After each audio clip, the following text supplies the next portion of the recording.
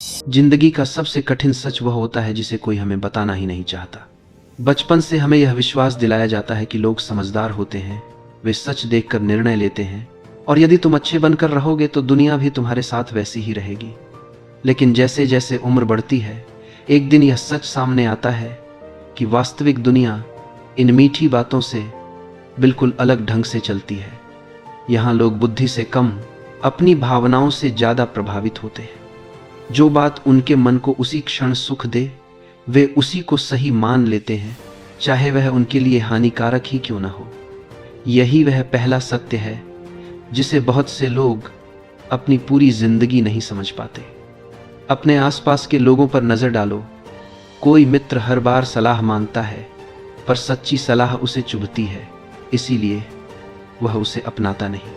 कोई व्यक्ति अपनी परेशानियों का रोना रोता है, पर वही जब अवसर मिलता है सबसे पहले अनावश्यक चीजों पर खर्च करने लगता है।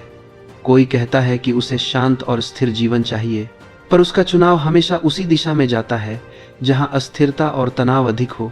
यह सब यूं ही नहीं होता।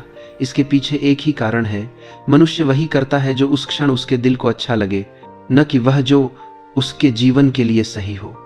यही कारण है कि तर्क से किसी को बदलने की कोशिश अधिकांश समय असफल हो जाती है। मनुष्य तर्क नहीं सुनता, वह भावनाएं सुनता है। यदि तुम किसी पर प्रभाव डालना चाहते हो तो तुम्हें उसके मन को छूना पड़ेगा, उसकी पीड़ा, उसके डर और उसके भीतर की कमी को समझना पड़ेगा। जो व्यक्ति भावनाओं की भाषा समझ लेता है, वह बिना ऊंची आवाज उठाए भी बहुत कुछ कह जाता है। जब तुम किसी भी स्थान पर प्रवेश करते हो, लोग तुम्हारे शब्दों से पहले तुम्हारी उपस्थिति को महसूस करते हैं। तुम्हारी नजरें कितनी स्थिर हैं, तुम्हारी चाल कितनी शांत है, तुम्हारी आवाज में कितना भरोसा है। ये सब ऐसी बातें हैं जिन्हें लोग व्यक्त नहीं करते, पर इन्हीं के आधार पर वे निश्चय कर लेते हैं कि तुमको सुना जाए या अनसुना किया जाए। मनुष्य का एक और स्वभाव है, वह बाहरी रूप को असली मान लेता है। कोई कितना भी सत्यवान क्यों न हो, यदि उसका बाहरी रूप कमजोर दिखाई देता है तो लोग उसकी गंभीरता को नहीं समझते। इसके विपरीत जो व्यक्ति शांत, संयमित और आत्मविश्वासी दिखाई देता है, उसकी बातों में चाहे सामान्य ज्ञान ही क्यों न हो, लोग उसे महत्व देना शुरू कर देते हैं। यहाँ सार की जगह रूप का प्रभाव अधिक चलता है। जो व्यक्ति इस बात को समझ लेता है कि इस दुनिया में धारणा ही वास्तविकता बन जाती है, वह अपने जीवन के निर्णयों को अधिक स्पष्टता के साथ ले पाता है। हम अक्सर सोचते हैं कि यदि हम स्वयं को पूरी तरह प्रकट कर दें, लोग हमें समझने लगेंगे। पर सच्चाई यह है कि दुनिया किसी के भीतर झांकने की कोशिश नहीं करती। लोग वही देखते हैं जो तुम उन्हें दिखाते हो। इसलिए अपने व्यक्तित्व को पूरी तरह खोल देना समझदारी नहीं, बल्कि असुरक्षा का संकेत बन जाता है। सच्ची ईमानदारी इस बात में है कि तुम स्वयं को किस समय कितना प्रकट कर रहे हो। जो व्यक्ति अपने भावों को नियंत्रित रखता है, वही असल में सम्मान पाता है। अब जरा एक और बात समझो।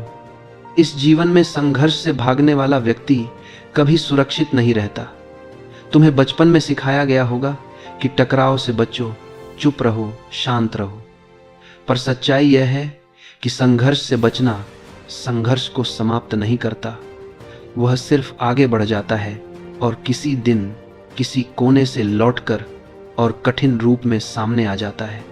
जो व्यक्ति मानसिक रूप से तैयार रहता है, उसे संघर्ष से डरने की जरूरत नहीं पड़ती। उसकी उपस्थिति ही दूसरों को संकेत दे देती है कि वह कमजोर नहीं है। ऐसा व्यक्ति बहुत कम संघर्षों में उलझता है, क्योंकि लोग उसके दृढ़ता के सामने स्वयं पीछे हट जाते हैं। इस पहले भाग का सार यही है, मनुष्य तर्क का नहीं, भावनाओं का प्राणी है। इस दुनिया में सम्मान उसी को मिलता है जो अपनी भावनाओं पर नियंत्रण रखता है, अपनी उपस्थिति को संभालता है और जिसे यह समझ होती है कि लोग बाहर के रूप से निर्णय लेते हैं, भीतर की वास्तविकता से नहीं। जब तुम इस नियम को समझ लोगे, तब तुम उस व्यक्ति में बदलना शुरू हो जाओगे जिसे कोई भी नजरअंदाज नहीं कर सकता। वफादारी वह शब्द है जिसे हम बचपन से बहुत पवित्र मानते आए हैं। हमें सिखाया गया कि किसी के साथ खड़े रहना ही महानता है, किसी का साथ छोड़ना बुराई है, और जो व्यक्ति अपने रिश्ते निभाता है वही सबसे सच्चा इंसान होता है। पर जैसे जैसे जीवन आगे बढ़ता है, एक दिन यह एहसास होता है कि वफादारी दुनिया की सबसे गलत समझी जाने वाली चीजों में से एक है। वफादारी तब तक सुंदर लगती है जब तक वह दोनों दिशाओं में समान रूप से बहती है, लेकिन जब यह एक ही दिशा में बहने लगती है, तब यह रिश्ता नहीं, एक बोझ बन जाती है, और यह बोझ धीरे धीरे इंसान की रीढ़ तोड़ देता है। यह वह दूसरा सच है जिसे अधिकांश लोग कभी पूरी तरह समझ नहीं पाते। तुम अपने जीवन के उन सभी लोगों को याद करो जिनके लिए तुम बिना सोचे समझे दौड़ पड़े थे, मुश्किल घड़ी में उनका साथ दिया, उनकी चिंताओं में खड़े रहे, उन्हें अपना समय, अपनी ऊर्जा, यहाँ तक कि अपना मन तक दे दिया। पर जब तुम्हें आवश्यकता पड़ी, तब वही लोग या तो चुप रहे, या गायब हो गए, या तुमसे नजरें चुरा गए। तुम्हारी मदद से जिनका काम बन जाता था, वही लोग तुम्हें भूल जाते थे। यह तुम्हारी अच्छाई की कमी नहीं थी, यह तुम्हारी वफादारी की गलत दिशा थी। वफादारी तब तक मूल्यवान है जब तक उसका उत्तर लौटता रहे। बिना प्रतिफल के दी गई वफादारी, चाहे कितनी ही नेक क्यों ना हो, अंत में चोट ही देती है। बहुत लोग इस भ्रम में जीते हैं कि यदि वे सबके लिए अच्छे रहेंगे तो सब उनकी कद्र करेंगे, पर जीवन बताता है कि ऐसा कभी नहीं होता। अच्छाई तब तक सम्मान पाती है जब तक उसमें दृढ़ता हो। जो व्यक्ति बिना सोचे समझे हर किसी के लिए उपलब्ध रहता है, उसकी कीमत कम होने लगती है। लोग वही चीज सबसे ज्यादा कीमती मानते हैं जो आसानी से नहीं मिलती। यदि तुम हर किसी के लिए तत्पर हो, हर समय हाथ बढ़ा दो, हर शिकायत सुन लो, हर समस्या उठा लो, तो लोग तुम्हें बोझ उठाने वाला समझने लगते हैं, इंसान नहीं। बड़ी ही शांति से, बिना बोले, वे तुम्हारी वफादारी का लाभ उठाकर आगे बढ़ जाते हैं। दुनिया में दो तरह के लोग होते हैं, एक वे जो वफादारी को अपना कर्तव्य समझकर निभाते हैं, और दूसरे वे जो वफादारी का इस्तेमाल करते हैं। जो लोग केवल तुमसे लेते हैं और बदले में कुछ नहीं देते, वे तुम्हारे मित्र नहीं, वे सिर्फ सुविधा लेने वाले यात्री हैं। ऐसे यात्री तुम्हारे जीवन के स्टेशन पर उतर जाते हैं और तुम सोचते रह जाते हो कि गलती कहाँ हुई। गलती सिर्फ इतनी थी कि तुमने बिना परखे अपना दिल वहां रख दिया जहां उसके लिए जगह ही नहीं थी। जीवन का यह दूसरा बड़ा नियम है, वफादारी को देने से पहले जांचो कि सामने वाला उसका पात्र है या नहीं। अपनी भलमनसाहत को कमजोरी मत बनने दो। अच्छे रहो, लेकिन ऐसे अच्छे नहीं कि लोग तुम्हें हल्का समझ ले। मददगार बनो, लेकिन ऐसे नहीं कि तुम्हें इस्तेमाल किया जाए। किसी के लिए खड़े रहो, लेकिन ऐसे नहीं कि तुम अकेले खड़े रह जाओ। समझदारी यही है कि पहले व्यक्ति के आचरण को देखो जिसे तुम्हारी उपस्थिति में आराम मिलता है, पर तुम्हारी परेशानी में वह पास न आए। वह तुम्हारी वफादारी के लायक नहीं जो सिर्फ अपनी जरूरत के समय तुमसे जुड़ता है और बाकी समय तुम्हें भूल जाता है। उसे तुम जितना भी दिल दोगे, वह खाली ही रहेगा। वफादारी का असली अर्थ यह है कि दोनों दिल एक दूसरे के लिए समान भाव से धड़के। जहां यह संतुलन नहीं हो, वहां जितना तुम दोगे उतना ही टूटते जाओगे। याद रखो, वफादारी कभी भी भीख में नहीं मिलती, यह कमाई जाती है, और इसे कमाने वाले वे लोग होते हैं जो तुम्हारे संघर्ष में तुम्हारे साथ खड़े रहें, तुम्हारी कठिनाइयों में तुम्हारी ढाल बने और तुम्हारी कमजोरियों को कभी हथियार न बनाए। ऐसे लोग कम होते हैं, पर होते ही इसलिए हैं कि जीवन में कुछ रिश्तों का मूल्य बाकी सभी से ऊपर रहे, और इन्हीं रिश्तों में वफादारी देना भी सौभाग्य बन जाता है। इस दूसरे भाग का सार यही है कि वफादारी का असली अर्थ अंधी निष्ठा नहीं, बल्कि समझदारी के साथ चुना हुआ साथ है। जहां समानता हो वहां वफादारी फूलती है, जहां असमानता हो वहां यह बोझ बन जाती है। यदि तुम यह एक बात समझ जाओ तो तुम कभी गलत लोगों के लिए नहीं टूटोगे और सही लोगों के लिए हमेशा अटूट रहोगे। सम्मान वह चीज है जिसकी चाह हर मनुष्य के भीतर जन्म से ही होती है, लेकिन सम्मान पाने का तरीका ज्यादातर लोग कभी नहीं समझ पाते। हमें अक्सर कहा जाता है कि अच्छा बनो, सबका दिल जीत लो, सबको खुश रखो और बदले में दुनिया तुम्हें सम्मान देगी। पर वास्तविकता इससे बिल्कुल उलट है। दुनिया सबसे ज्यादा उसी व्यक्ति को नजरअंदाज करती है जो सबको खुश रखने की कोशिश में स्वयं को मिटा देता है। सम्मान कभी भी दयालुता से नहीं मिलता, सम्मान मिलता है दृढ़ता, सीमाओं और अपने अस्तित्व की स्पष्टता से। यही तीसरा बड़ा सत्य है जिसे यदि तुमने समझ लिया तो लोग स्वयं तुम्हें गंभीरता से लेना शुरू कर देंगे। सच्चाई यह है कि सम्मान दिखाई देता है, बोला नहीं जाता। दुनिया तुम्हारे मन को नहीं देखती, वह सिर्फ तुम्हारी छवि देखती है। तुम भीतर कितने भी सच्चे, सरल या गहरे क्यों न हो, यदि तुम्हारा बाहरी रूप कमजोर दिखता है, लोगों की नजर में तुम्हारा महत्व कम हो जाता है। दूसरी ओर जो व्यक्ति शांत, संयमित और नियंत्रित नजर आता है, उसकी बातों में बिना शब्दों के भी भार आ जाता है। यही कारण है कि एक ही बात दो लोग कहें तो प्रभाव केवल उसी का पड़ता है जिसकी छवि मजबूत दिखती है। लोगों का व्यवहार हमेशा धारणा पर आधारित होता है। वे तुम्हारे भीतर क्या है यह जानने की कोशिश कम ही करते हैं। वे सिर्फ यह देखते हैं कि तुम अपने आप को कैसे प्रस्तुत करते हो। यदि तुम हर समस्या पर रो पड़ते हो, हर कठिनाई पर शिकायत करते हो, हर समय उपलब्ध रहते हो, तो लोग तुम्हें मूल्यवान नहीं समझते। लेकिन यदि तुम शांत रहो, समस्याओं का हल स्वयं खोजो, बिना शोर मचाए स्थिति को संभाल लो, तो वही लोग तुम्हें एक मजबूत आधार की तरह देखने लगते हैं। सम्मान दिखावा नहीं है, वह आचरण और नियंत्रण का परिणाम है। बहुत लोग यह सोचकर परेशान रहते हैं कि कोई मुझे समझता क्यों नहीं, लोग मेरी सच्चाई क्यों नहीं देखते, पर उन्हें यह एहसास नहीं होता कि दुनिया किसी के भीतर झांकने नहीं आती। दुनिया उस रूप को ही सच मान लेती है जिसे तुम दिखाते हो। यदि तुम स्वयं को अव्यवस्थित, असुरक्षित या भ्रमित रूप में प्रस्तुत करते रहोगे, तो दुनिया तुम्हें उसी रूप में स्थिर कर देगी। लेकिन यदि तुम अपने आप को स्पष्ट, शांत और स्थिर दिखाते हो, तो लोग तुम्हारे व्यक्तित्व को उसी रूप में स्वीकार करेंगे। तुम्हारी प्रतिष्ठा एक कवच की तरह होती है। यह कवच तुम्हें बाहरी दबावों से बचाती है। जो व्यक्ति अपनी प्रतिष्ठा को संवार लेता है, वह बिना लड़े ही कई लड़ाइयां जीत लेता है। और जो व्यक्ति अपनी छवि को बिखरने देता है, उसे हर छोटी बड़ी बात पर संघर्ष करना पड़ता है। यह कोई धोखा नहीं है कि तुम स्वयं को सोच समझकर प्रस्तुत करो, यह बुद्धिमानी है। धोखा तब होता है जब तुम अपने भीतर की सच्चाई को ही बदल दो। लेकिन छवि बनाना, अपने भीतर की सच्चाई का एक नियंत्रित रूप दुनिया के सामने रखना है, और यही वास्तविक परिपक्वता का संकेत है। यदि तुम चाहते हो कि लोग तुम्हें सक्षम समझें, तो समस्याओं पर रोने से पहले समाधान रखना सीखो। यदि तुम चाहते हो कि लोग तुम्हें महत्वपूर्ण समझें, तो स्वयं को हमेशा उपलब्ध मत रखो। लोग उसी चीज की कदर करते हैं जो दुर्लभ होती है। यदि तुम हर समय किसी के लिए तैयार खड़े हो, तो धीरे धीरे तुम्हारी कीमत कम होती जाती है।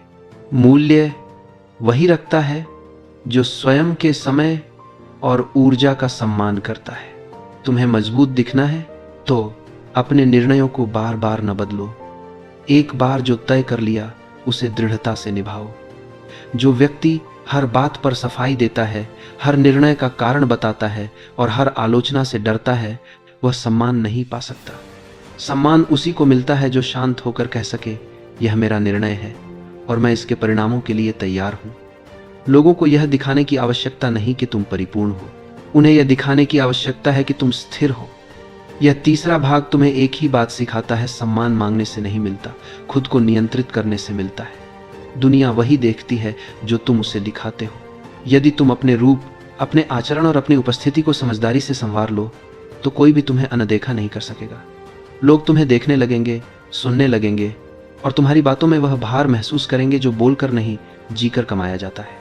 संघर्ष, यह वह शब्द है जिससे हमें बचपन से डराया जाता है।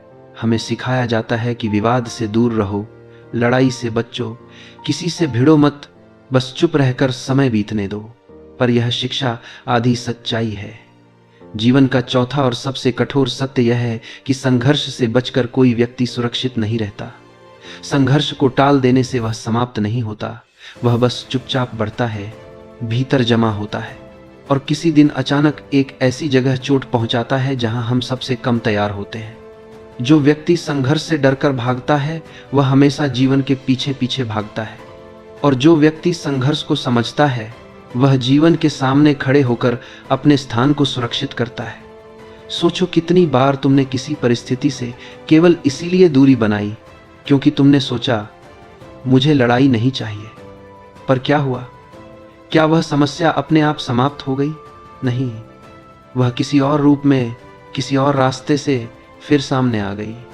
कभी तुम पर हुक्म चलाने वाले व्यक्ति के रूप में, कभी किसी रिश्ते में बढ़ते तनाव के रूप में, कभी किसी ऐसे अवसर के रूप में जिसे तुमने खो दिया क्योंकि तुमने अपनी बात कहने का साहस नहीं किया।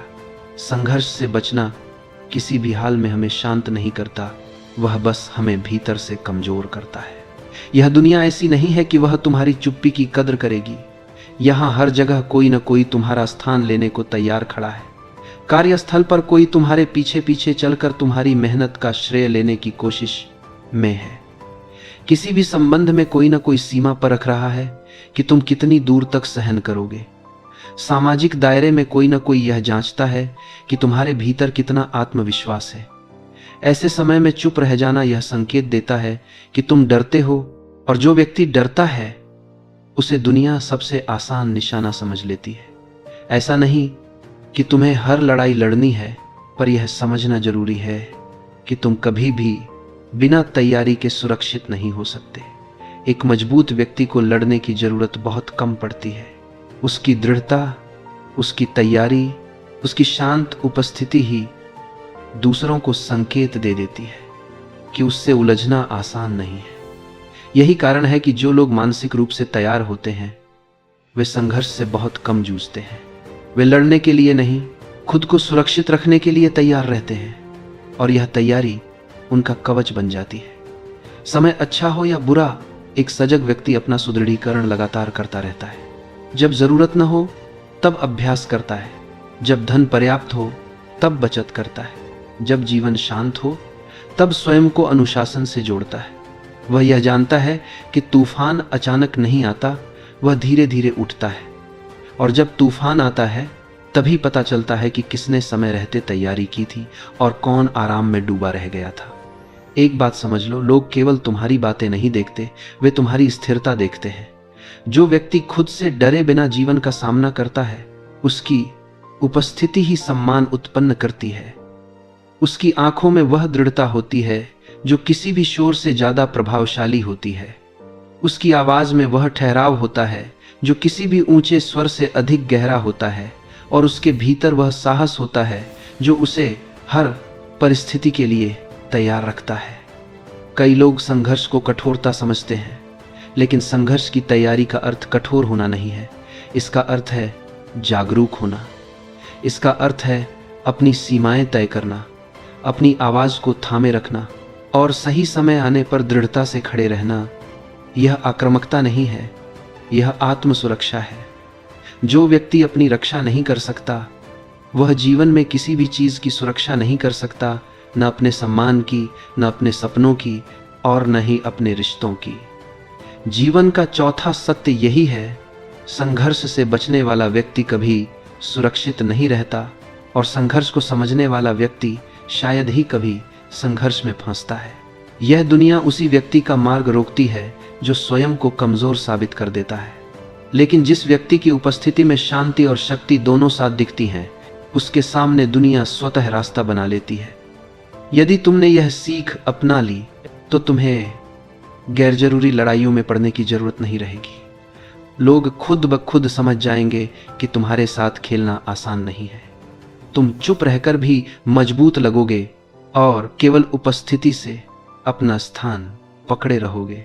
यही वह शक्ति है जो एक साधारण व्यक्ति को असाधारण बना देती है, बिना शोर के, बिना दिखावे के, सिर्फ अपनी स्थिरता से। अच्छाई यह वह गुण है जिसे हर कोई सम्मान के योग्य मानता है।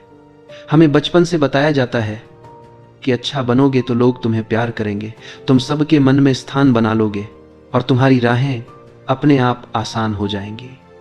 लेकिन जिंदगी का पांचवा और सबसे गहरा सत्य यह है कि दुनिया अच्छाई और कमजोरी के बीच का फर्क नहीं समझ पाती। जो व्यक्ति बिना सीमा के अच्छा बनता है, दुनिया उसे कमजोर समझ लेती है, और जो व्यक्ति अच्छा रहते हुए भी अपने लिए खड़े होने का साहस रखता है, उसे दुनिया सम्मान देती है। अच्छाई तब तक खूबसूरत है जब तक उसमें दृढ़ता जुड़ी हो, लेकिन यदि अच्छाई का अर्थ दूसरों को खुश रखने के लिए स्वयं को मिटा देना हो जाए, तब यह कमजोरी बन जाती है। ऐसी कमजोरी जिसे लोग इस्तेमाल करते हैं और फिर किनारे कर देते हैं। सोचो, कितनी बार तुमने किसी की मदद की और बदले में वही व्यक्ति तुम्हें भूल गया। कितनी बार तुमने किसी को सहारा दिया पर उसी सहारे के बदले उसने तुम्हें अनदेखा कर दिया। कितनी बार तुमने चुप रहकर दूसरों की गलतियों को नजरअंदाज किया और उसी चुप्पी को उन्होंने तुम्हारी कमजोरी समझ लिया। यह सब तुम्हारी अच्छाई की गलती नहीं थी, यह उस सीमा की गलती थी जो तुमने अपनी अच्छाई के चारों ओर नहीं खींची। अच्छाई वह गुण है जिसे सम्मान तभी मिलता है जब उसके पीछे शक्ति हो। शक्ति निर्णय की, शक्ति सीमा की, शक्ति अपने आप को महत्व देने की। जो व्यक्ति हर समय हाँ कहता है, दुनिया उसे कभी गंभीरता से नहीं लेती। जो व्यक्ति सबको खुश रखने की कोशिश करता है, वह अंत में स्वयं सबसे अधिक दुखी हो जाता है। और जो व्यक्ति हर बार खामोश रहकर टकराव से बचता है, वह अनजाने में लोगों को यह संदेश दे देता है कि उसकी उपस्थिति आसानी से दबाई जा सकती है।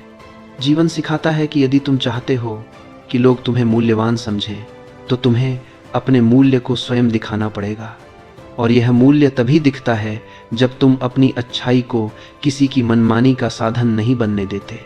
दुनिया में वही व्यक्ति सम्मान पाता है जो अच्छा होने के साथ साथ स्पष्ट भी होता है, जो ना को ना कह सकता है, जो आवश्यक होने पर सीमा खींच सकता है और जो सामना करने से नहीं डरता। ऐसा व्यक्ति कठोर नहीं होता, बल्कि वास्तविक होता है। वह जानता है कि सच्चाई कभी कभी चोट पहुंचा सकती है, पर झूठे समझौते हमेशा आत्मा को तोड़ते हैं। इसलिए वह सत्य का चयन करता है, इवन यदि वह सुविधाजनक हो। यही सच्ची अच्छाई है जो सत्य के साथ खड़ी रहे, जो न्याय के साथ खड़ी रहे और जो आवश्यकता पड़ने पर दृढ़ हो सके। जो लोग हर समय दूसरों की स्वीकृति ढूंढते हैं, वे कभी सम्मान नहीं पाते, और जो लोग अपने निर्णयों पर अडिग रहते हैं, वे धीरे धीरे सबकी नजरों में मजबूत बन जाते हैं। यही वह अंतर है जो एक साधारण व्यक्ति को असाधारण बनाता है। वह दूसरों की ताल पर नहीं चलता, वह अपनी आत्मा की आवाज का अनुसरण करता है। ऐसा व्यक्ति न किसी से बदले की भावना रखता है, न किसी पर अत्याचार करता है। वह सिर्फ यह तय कर लेता है कि उसके जीवन में कौन आने योग्य है और कौन जाने योग्य है। इस पांचवें सत्य का सार यही है, अच्छा बनो, पर ऐसा अच्छा नहीं कि तुम स्वयं को खो दो। दयालु बनो, पर ऐसा दयालु नहीं कि लोग तुम्हें हल्का समझ लें। शांत रहो, पर ऐसा शांत नहीं कि तुम्हारी खामोशी को लोग अनुमति समझ लें। अच्छाई तभी सम्मान पाती है जब उसके पीछे अपने लिए खड़े होने का साहस हो। जो व्यक्ति इस संतुलन को सीख लेता है, वह कभी टूटता नहीं, चाहे दुनिया कितनी भी बदलती रहे। वह अपने रास्ते पर स्थिर रहता है और उसकी उपस्थिति ही लोगों को संकेत दे देती है कि उसके साथ खिलवाड़ नहीं किया जा सकता। और अब इस पूरी यात्रा का अंतिम निष्कर्ष, दुनिया उसे नहीं देखती जो सबसे ज्यादा अच्छा हो, बल्कि उसे देखती है जो अपनी अच्छाई को सुरक्षा, मर्यादा और शक्ति के साथ जोड़ लेता है। ऐसा व्यक्ति कभी अदृश्य नहीं होता, कभी उपेक्षित नहीं होता और कभी अपनी पहचान खोता नहीं। वह धीरे धीरे उस रूप में बदल जाता है जिसे लोग अनदेखा नहीं कर सकते। उसके निर्णय स्पष्ट होते हैं, उसकी सीमाएं मजबूत होती हैं और उसका हृदय शांत होकर भी गहरा होता है। यही वह अवस्था है जहां अच्छाई और शक्ति मिलकर मनुष्य को पूर्ण बनाते हैं। इस पांचवें और अंतिम भाग का यही संदेश है, अपने भीतर की रोशनी को कम मत होने दो, पर उसे इतना भी मत फैला दो कि लोग उसके बीच से गुजर जाएं। अपने मूल्य को समझो, अपनी सीमाओं को तय करो और अपनी अच्छाई को अपनी शक्ति बनाओ, न कि अपनी कमजोरी। यही वह मार्ग है जिस पर चलकर कोई भी व्यक्ति स्वयं को ऐसा रूप दे सकता है जिसे दुनिया सम्मान के साथ याद रखे।